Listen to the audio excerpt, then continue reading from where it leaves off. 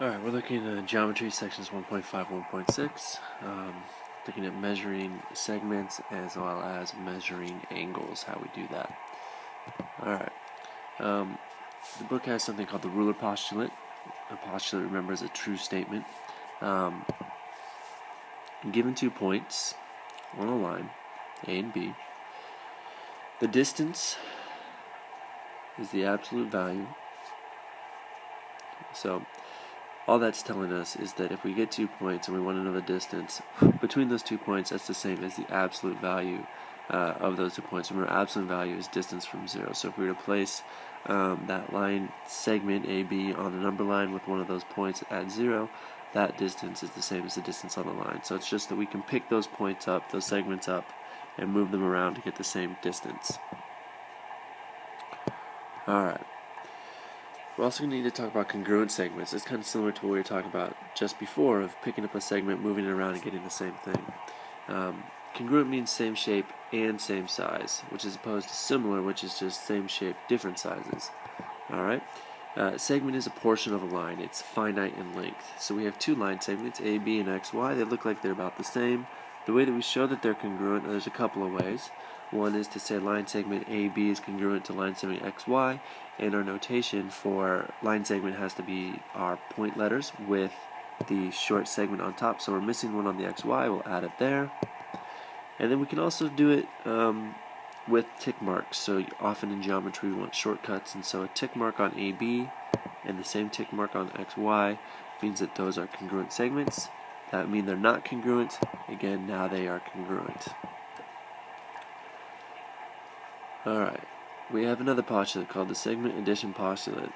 If 3 points, A, B, and C, are collinear, and B is between A and C, then AC equals AB plus BC.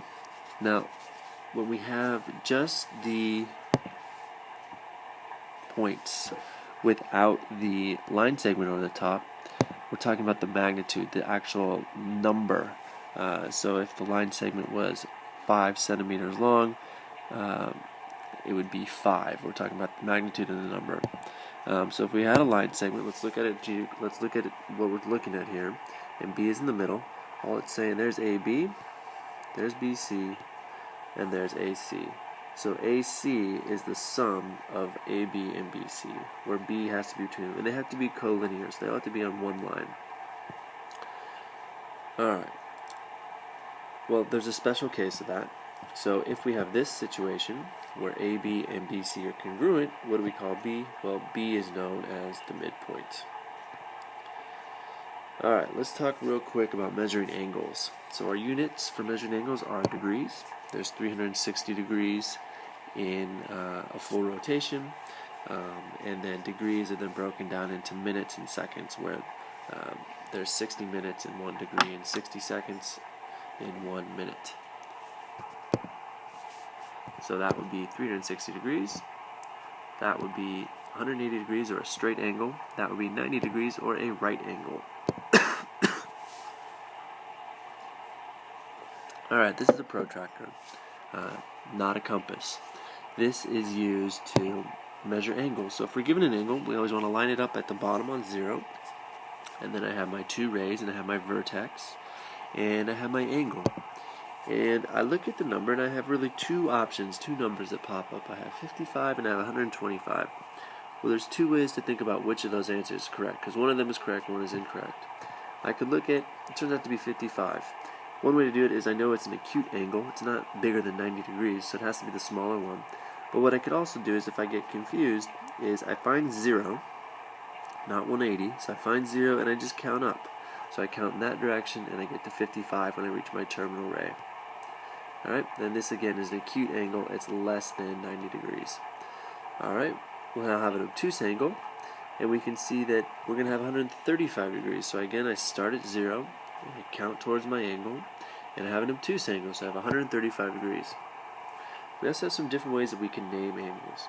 So the way it works, we have the measure of angle BAC. So we find point B, we find point A, we find point C, and we trace out the angle, where A is going to be our vertex. We have CAB, which turns out to be the same as BAC. and we have DAC. So these are all angles that have A as the vertex.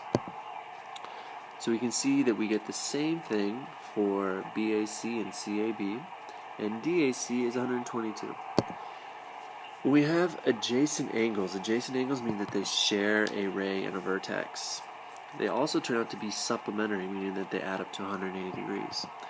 We could add another line and make a 90-degree angle, and we have measure of angle EAC, which is going to be 32 degrees. CAB is still 58 degrees, and when these add up to 90 degrees, we say they're complementary.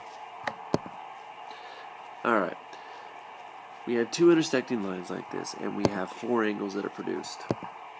Turns out that the angles that are across from each other, 1 and 3, as well as 4 and 2, are called vertical angles, and they are congruent. We want to prove / explain why this is true. A very simple argument. Alright, well, if we take our picture again, we know that 1 and 4 equals 180 degrees, 4 and 3 is 180 degrees. If those two things are true, we could isolate by getting the 1 by itself and 3 by itself.